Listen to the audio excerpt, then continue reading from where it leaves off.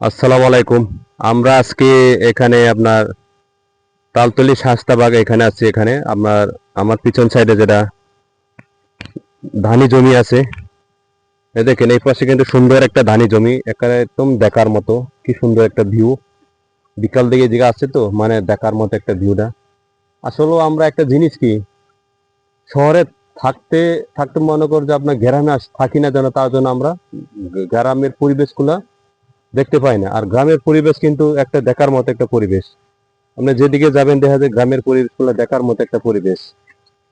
আমার এই পিছন সাইডে আছে, এই পাশে আছে আরো, এই পাশে মানে সবকিছু হয় এখানে, কিন্তু দেখার মতো একটা ধান ধান হয়, ডাইল হয়, কি না হয় আমাদের এখানে।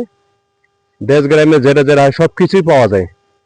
তার জন্য বলতেছি আপনারা দেশ গ্রামে আসেন, দেশ গ্রামে ঘুরেন। এনে ঘুরলে কিন্তু আপনার অনেক কিছু শিকার বাকি আছে। শহরে তো আপনার দেখা যায় যেদিকে তাকাবেন সেদিকে ভারী আর বিল্ডিং, এছাড়া কোনো কিছু দেখা যায় না। কিন্তু গ্রামে আসলে দেখা যায় যেহেতু সবকিছু দেখা যায়, অনেক কিছু মনে করে উপভোগ করা যায়। তার জন্য সবাইকে বলবো আপনারা সবাই দেশ গ্রামে আসবেন, আসে দেখবেন, অনেক সুন্দর সুন্দর জিনিসগুলো দেখতে পারবেন।